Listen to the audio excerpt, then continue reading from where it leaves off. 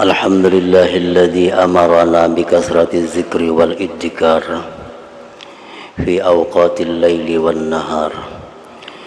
أشهد أن لا إله إلا الله وحده لا شريك له الملك الجبار، وأشهد أن سيدنا محمدا عبده ورسوله المختار. اللهم صل وسلم وبارك على سيدنا مولانا محمد خير الأخيار وعلى آله وأصحابه وذريته وأتباعه الأبرار، صلاة وسلاما دائمين بدوام الجنة والنار. أما بعد. Yang kita hormati dan kita cintai para habaib dan para alim ulama, guru-guru agama, para muhibbin, hadirin hadirat rahimakumullah. Alhamdulillah, segala puji bagi Allah atas pemberian anugerah dan berbagai macam nikmat kepada kita semua. Salawat dan salam untuk baginda kita, junjungan kita Nabi besar Muhammad sallallahu alaihi wasallam, dan kepada seluruh keluarga, para sahabat, zuriat dan pengikut beliau.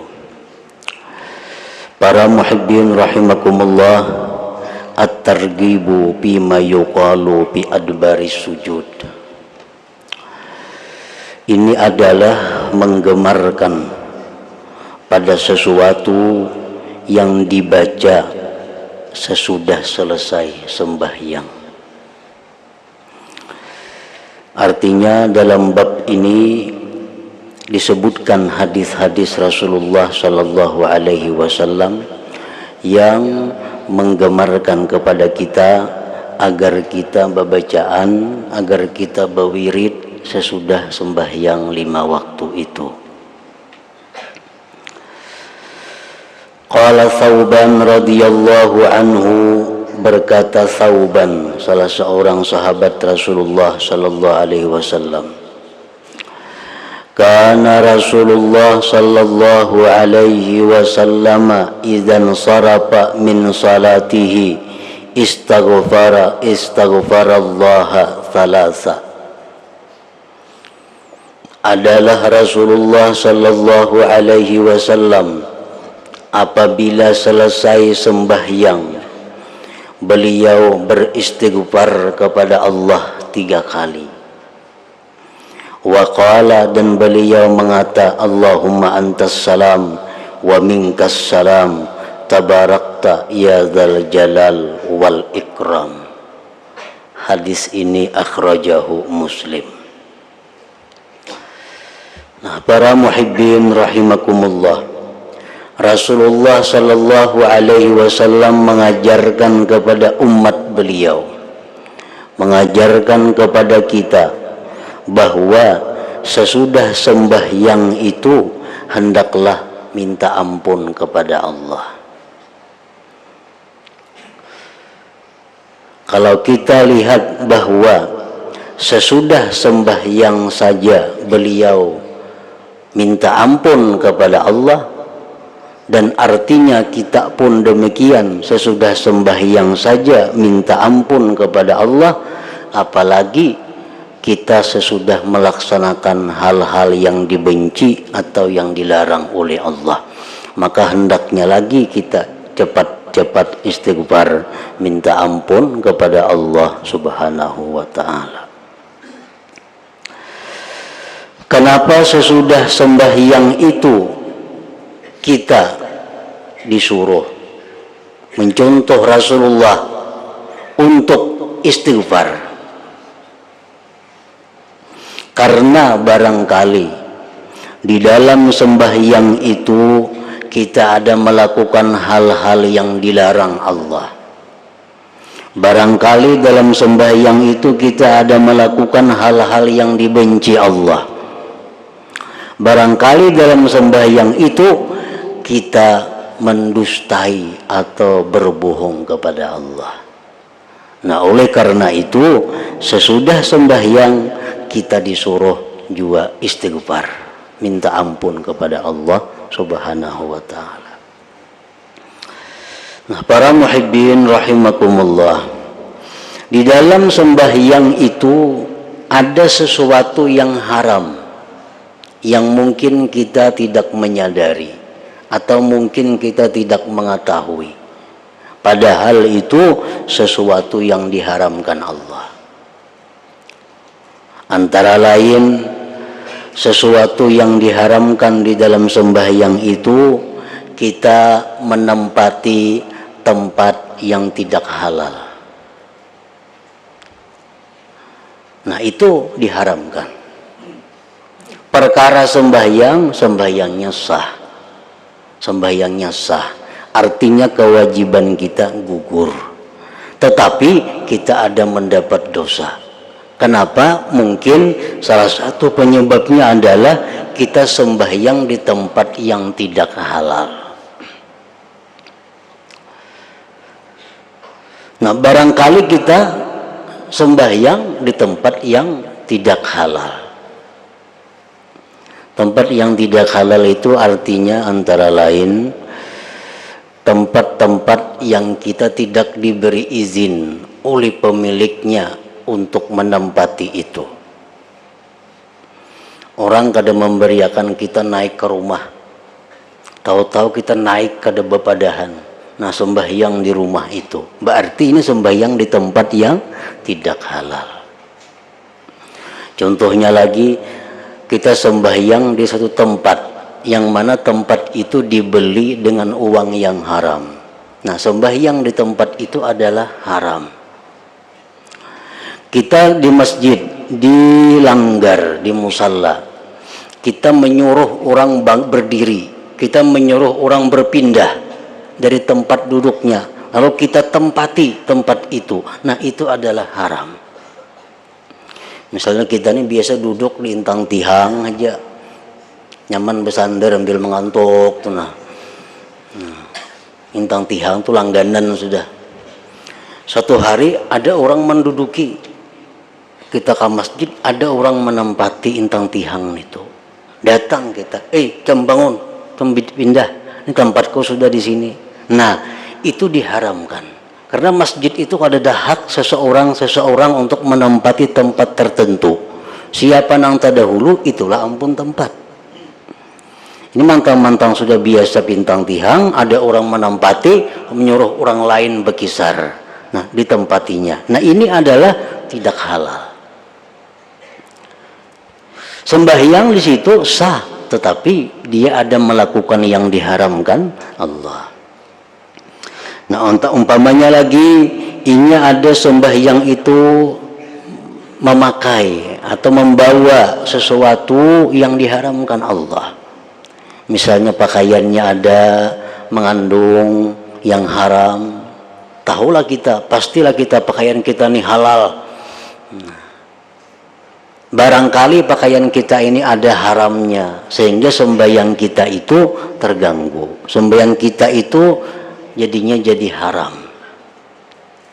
Nah, makanya imbas sembahyang itu kita disuruh astagfirullah, disuruh istighfar. Karena kalau itu siapa tahu. Nah, barangkali lagi di dalam sembahyang itu kita ada salah bacaan. Salah bacaan, nang mestinya barisnya dhammah dibaca kasrah, nang mestinya barisnya fathah dibaca apa. Nah, ini diharamkan. Tapi kada sampai derajatnya kepada membatalkan sembahyang.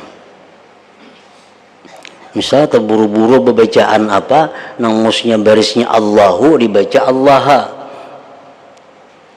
Ihdinas siratal mustaqim siratal ladzina an'amta 'alaihim ghairul maghdubi umpamanya. Nah, tak ghairul. Mestinya kan ghairil maghdubi. Nah, itu perkara yang dilarang. Tapi kadang membatalkan kepada sembahyang. Atau kita terlalu ancap bacaan sembahyang, ada mentasdidkan sesuatu nang kada batasdid. Iyyaka na'budu wa iyyaka nasta'in umpamanya. Nah, iyyak itu mestinya yang batasdid, iyyaka na'budu. Tabaca itu, nah itu diharamkan. tapi kada membatalkan sembahyang. Kalau mentasdidkan yang tidak bertasdid itu kada membatalkan sembahyang. Tetapi kalau kada nang batasdid dibaca, nang batasdid dibaca kada batasdid, nah itu membahayakan. Ya, iyyaka na'budu wa iyyaka nasta'in dibacanya iyyaka na'budu wa iyyaka, nah ini bisa batal sembahyangnya, mengurangi.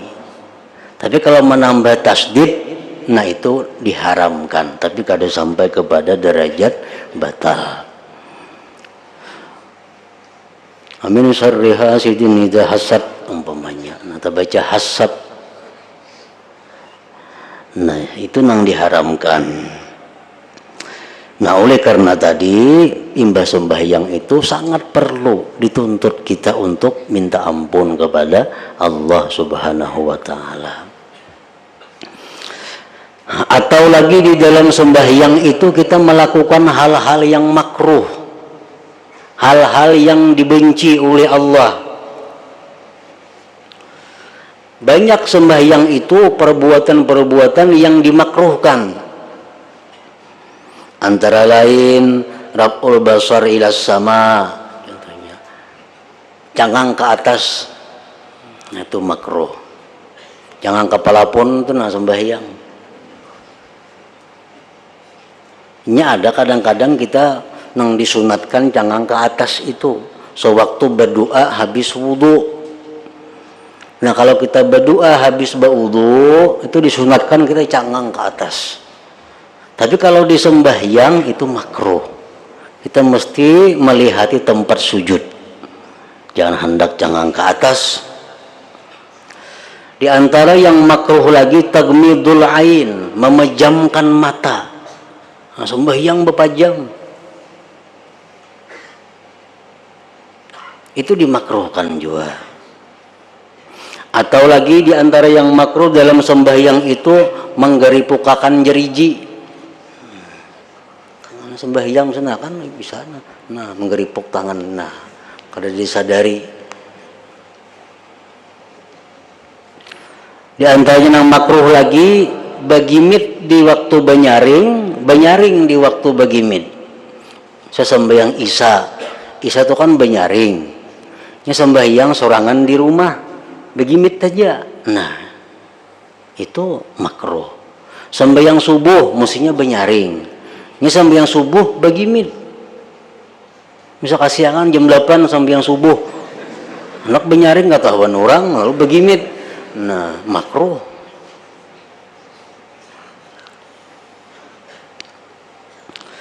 Di antara yang makruh lagi meninggalkan takbir intikal, meninggalkan bacaan ruku, meninggalkan bacaan sujud, meninggalkan doa sesudah tasyahud, meninggalkan sunat-sunat ab'ad. Nah, makruh. Nah, jadi dalam sembahyang itu kita banyak melakukan kadang-kadang hal yang dibenci Allah. Atau lagi di dalam sembahyang kadang-kadang kita berbohong, kadang-kadang kita kada jujur dengan Allah.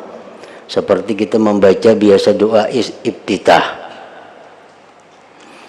Wajjahtu wajhiya lilladzi fatara as-samawati wal ardh. Aku hadapkan sekarang ini hatiku kepada Allah. Padahal hati kita lupa dengan Allah. Tapi mulut kita menyatakan bahwa kita sekarang ini menghadap Allah. Tapi hati saat itu kadang menghadap Allah. Nah, kita membohongi Allah. Nah, oleh karena itu kita sangat perlu sesudah sembahyang itu mengucap astagfirullah, minta ampun kepada Allah. Nah, para muhibbin rahimakumullah, macam-macam istighfar yang dari Rasulullah. Ada hanya sekedar astagfirullah, astagfirullah, astagfirullah. Ada riwayat lain lagi mengucap astagfirullah sambil menyapu tangan ke muha. Nah, jadi assalamualaikum warahmatullah, assalamualaikum warahmatullah, kan kamu astagfirullah, astagfirullah, astagfirullah. Nah, Ada lagi yang datang dari Rasulullah, istighfar itu astaghfirullah wa atubu ilaih. Astaghfirullah wa atubu ilaih. Dan ada lagi yang datang dari Rasulullah sallallahu alaihi wasallam, astaghfirullah alladzi la ilaha illa huwal hayyul qayyum wa atubu ilaih. Nah, ini yang paling baik. Rasulullah sallallahu alaihi wasallam bersabda, man istaghfara dubura kulli salat faqala astaghfirullah alladzi la ilaha illa huwal hayyul qayyum wa atubu ilaih wa farallahu lahu dzunubahu wa in kana qad farra minaz zahab, rawahu Ibnu Sunni. Barang siapa yang minta ampun kepada Allah sesudah tiap-tiap sembahyang, maka dia mengatakan astaghfirullah. Kada berbuat al-azim tu kada. Astaghfirullah alladzi la ilaha illa huwal hayyul qayyum wa atubu ilaih. Allah ampuni dosa-dosanya sekalipun dia pernah lari di medan perang. Kan lari di medan perang itu dosa besar. Lari dari medan perang sabilillah itu dosa besar. Kalau musuh 2 orang, kita saurangan, kita buka, itu dosa besar. Kecuali buka kita itu untuk mencari siasat, untuk mencari taktik. Kalau kita buka karena ketakutanan 2 orang yang dihadapi, nah itu kita dosa besar.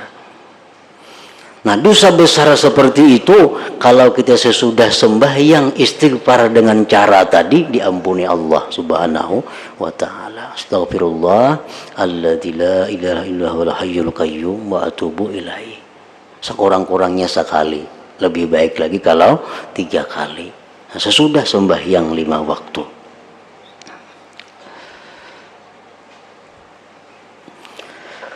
Nah, jadi artinya istighfar itu yang disebutkan dalam hadis tadi menghapuskan seluruh dosa-dosa besar kita yang berhubungan dengan Allah Subhanahu wa taala.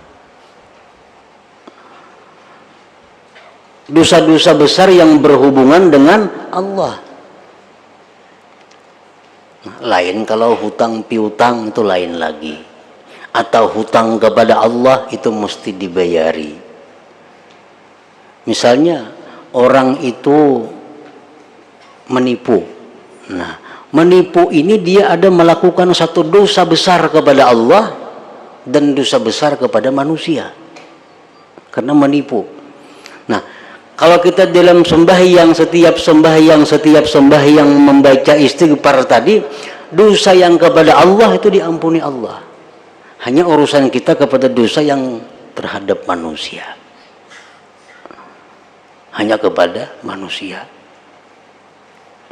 Kita misal kada sembahyang zuhur. Nah, kada sembahyang zuhur ini ada dosa besar kepada Allah satu, dan ada hutang kepada Allah. Nah, kita istighfar sesudah sembahyang, dosa besar kita kepada Allah terhapus. Tapi hutang tetap hutang. Hutang kada kawa terhapus dengan istighfar. Orang misal 10 tahun, 5 tahun kada sembahyang, astagfirullahalazim, punahanlah hutang, kada mau punahan hutang. Cuma dosa besar inya meninggalkan sembahyang itu dihapus. Hutang tetap wajib dibayar. Nah, itu setiap kali ada hadis Nabi yang mengatakan dosa-dosanya diampuni, dosa-dosa itu dosa-dosa yang terhadap Allah. Dosa terhadap manusia itu lain lagi. Hutang kepada Allah itu lain lagi. Nah, sesudah beristighfar, Nabi kita mengata Allahumma antas salam wa minkas salam tabarakta ya dzal jalal wal ikram. Akhrajahu Muslim. Wa an Abi Hurairah radhiyallahu anhu an Rasulillah sallallahu alaihi wasallam qala man sabbahallaha fi duburi kulli salat salatan wa salasin wa hamidallah salatan wa salasin wa kabbarallah salatan wa salasin wa qala tamamal mi'ah la ilaha illallah wahdahu la syarikalah lahul mulku wa lahul hamdu wa huwa ala kulli syai'in qadir ghufirat lahu khatayahu wa in kanat mithla zabadil bahri. Akhrajahu Muslim.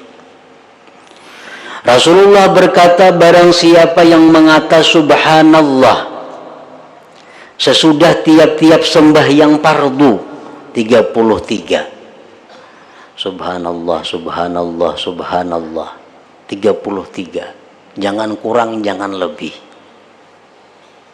Kalau kurang atau lebih itu manfaatnya kada seperti ini lagi. Karena itu di dalam 33 itu ada rahasia Allah yang wajib kita junjung keberadaannya.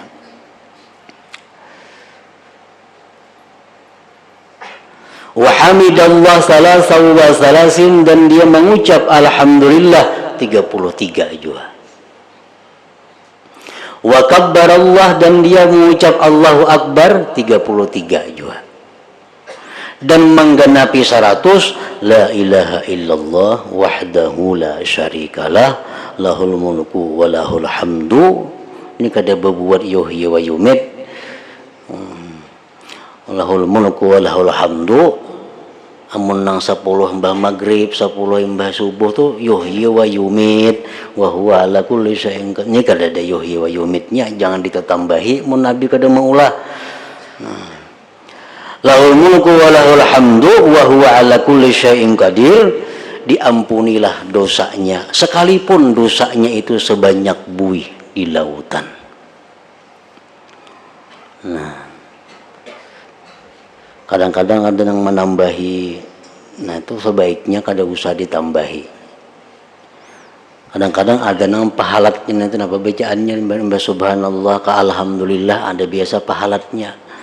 Nah, imba alhamdulillah Allahu akbar ada pulang pahalatnya. Imba Allahu akbar Allahu akbar kabira napa pulang halatnya hanyar. Nah, itu baiknya kada usah. Nang ini aja 33 tasbihnya subhanallah, 33 alhamdulillah, 33 Allahu akbar, 100-nya la ilaha illallah wahdahu la syarika lahul mulku wa lahul hamdu wa huwa ala kulli syai'in qadir. Diampuni baginya dosa-dosanya sekalipun dosanya itu sebanyak buih di lautan. Wa an Abi Umamah radhiyallahu anhu qala qala Rasulullah sallallahu alaihi wasallam man qara'a ayatal kursi dubura kulli salatin maktubah lam yamna'hu min dukhulil jannah illa ayyamut. Rawahu Nasa'i wa Ibnu Hibban wa Tabarani wa zada fi ba'di turuqihi wa qul huwallahu ahad. Dari Abu Umamah, beliau berkata, Rasulullah sallallahu alaihi wasallam bersabda, barang siapa yang membaca ayat kursi sesudah tiap-tiap sembahyang 5 waktu, tidaklah mencegah akan dia dari masuk surga kecuali mati.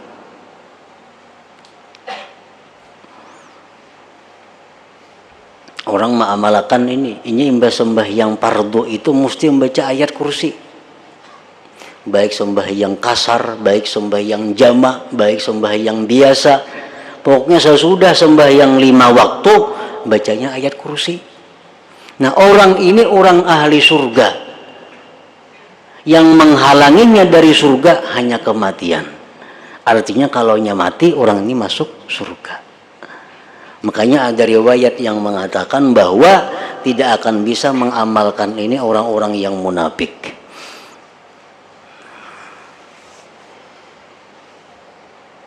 Sembahyang baca ayat kursi, sembahyang maghrib, ibaratnya menjamak juga, sembahyang itu baca ayat kursi. Baca, karena itu kada memutus juga lawan mualat sembahyang menjamak itu.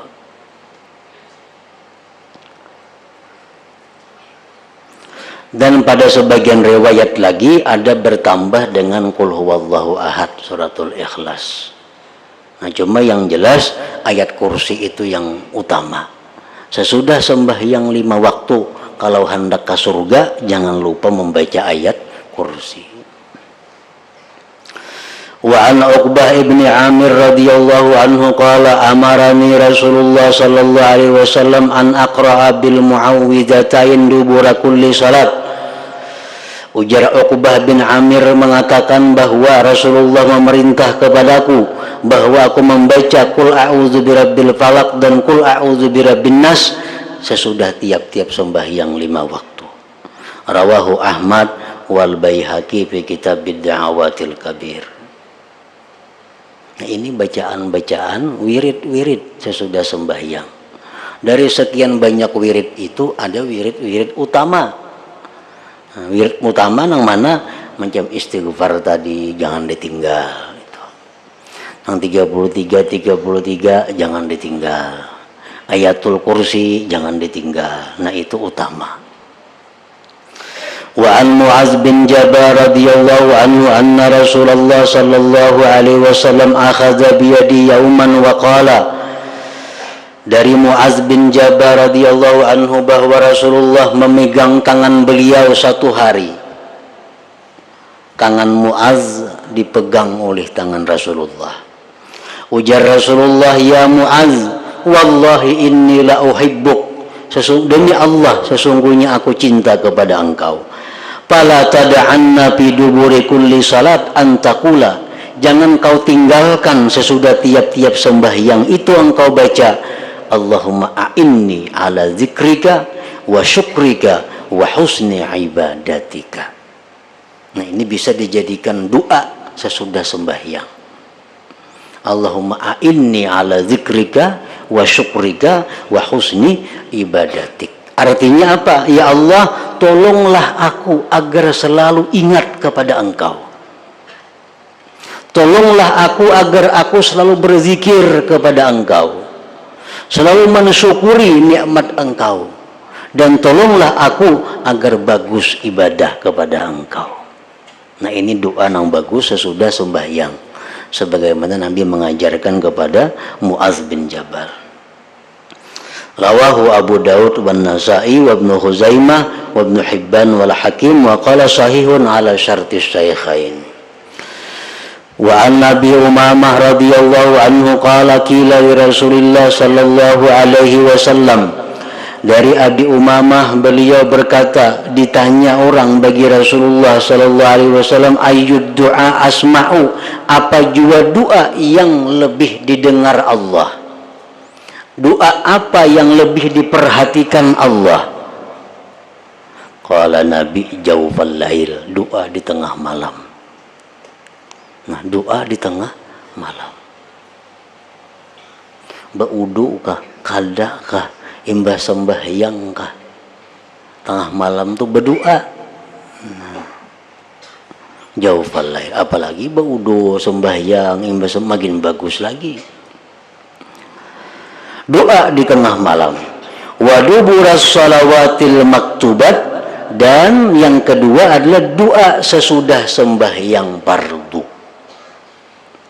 Nah, doa imbas sembahyang fardu, doa di tengah malam itu doa yang paling diperhatikan Allah dari segi waktunya ketimbang di waktu-waktu yang lain. Akhrajahu Tirmidzi wa qala haditsun hasan. Nah, para muhibbin rahimakumullah, jadi wirid sembahyang ini banyak.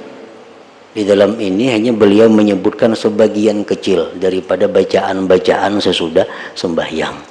Namun kalau kita kadang membaca semuaan wirid sembahyang, jangan kadang membaca sebagian. Artinya semuaan sudah kadang mungkin kita kau membaca banyak wirid sembahyang dari hadis-hadis Nabi kita, belum lagi daripada para aulia, belum lagi daripada para ulama tambahan-tambahan bacaannya. Nah, kalau kita kadang mampu melaksanakan semuaan wirid-wirid sesudah sembahyang itu, maka wirid-wirid utama ini jangan ditinggalkan tadi. Yang mana yang utama?